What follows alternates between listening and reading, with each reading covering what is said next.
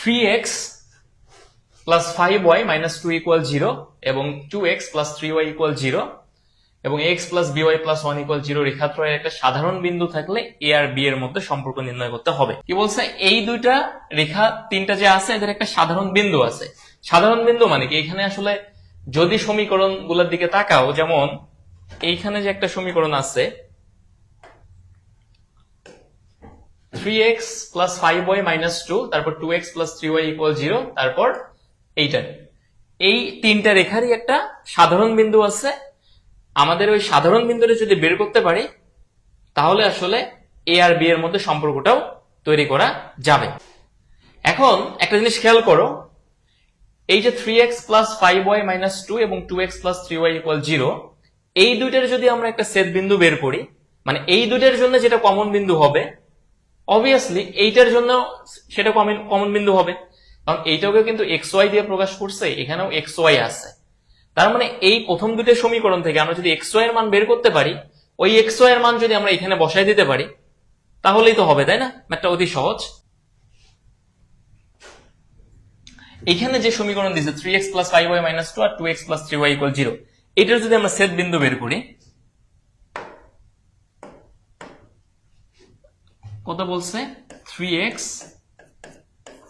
Plus 5y minus 2 equal 0, আবার যেটা আছে 2x প্লাস 3y ইকুয়াল 0। এখন আমরা যদি প্রথম যে সমীকরণ যেটা দেয়া আছে এইটাকে যদি 2 দিয়ে গুণ করি আর পরের সমীকরণটাকে যদি আমরা 3 দিয়ে গুণ করি, তাহলে দেখো যে 6x বাদ চলে যাবে, y এর মানটা বের হবে। আর y এর মান যদি আমরা পাই, y এর মান বসে আমরা x এর মান বের করবো। আমরা ধরলাম যে এটা সমীকরণ নাম্বার 1, এটা সমীকরণ 2। এটা তোমরা হচ্ছে 9-10 পড়ছো, এই জিনিস করে আসছো অবশ্যই। তাহলে এটাকে যদি আমরা 2 দিয়ে গুণ দেই, যে 1 নং সমীকরণকে আমরা 2 দিয়ে গুণ দিয়ে দেব, এরপরে 2 নং সমীকরণকে 3 দিয়ে গুণ করে আমরা বিয়োগ করে দেব, ঠিক আছে? তাহলে 6x প্লাস 10y এরপরে হচ্ছে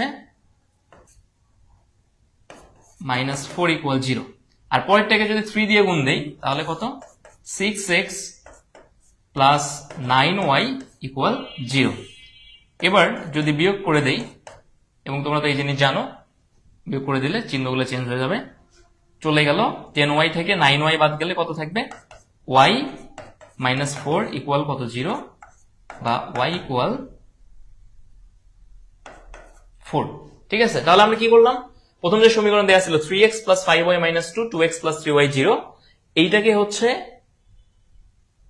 2 দিয়ে গুণ দিয়ে দিছে আর এইটাকে 3 দিয়ে গুণ দিয়ে দিছে।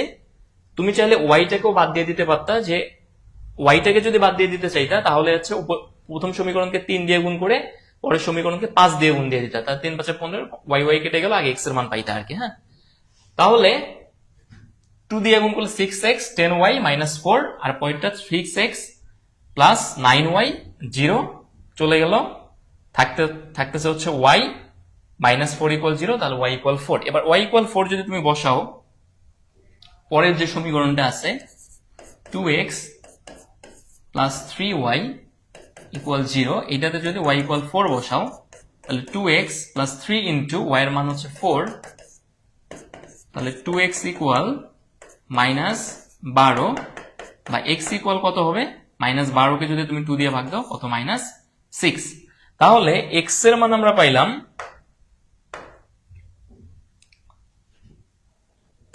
তাহলে x এর মান আমাদের হলো মাইনাস 6 আর y এর মান হচ্ছে 4। এবার যদি তুমি x আর y এর মানটা বসায় দাও তাহলে হচ্ছে কিন্তু তোমার ম্যাথটা হয়ে যাবে। তো যারা হচ্ছে ক্লাস করবা, অবশ্যই আমরা ক্লাসগুলো প্রতিদিনই হবে এই গ্রুপে, এবং সেটা হচ্ছে রাত 9টায়। এবার যদি x আর y এর মানটা বসায় দেই তাহলে দেখো এখানে যে রিলেশনটা তৈরি করার কথা বলছে a আর b এর মধ্যে, সেটা আসলে কি হবে, যে a ইন্টু x এর ভ্যালু হচ্ছে minus 6 plus b into y এর মান কত হয়েছে, 4 প্লাস 1 ইকুয়াল 0। তাহলে এটাই সম্পর্ক, যে minus 6a plus 4b plus 1 equal 0, বা মাইনাস দিয়ে যদি গুণ দাও তাহলে 6a minus 4b minus 1 equal 0 বা 6a মাইনাস 4b ইকুয়াল 1, এটাই হচ্ছে এ আর বি এর মধ্যে সম্পর্ক।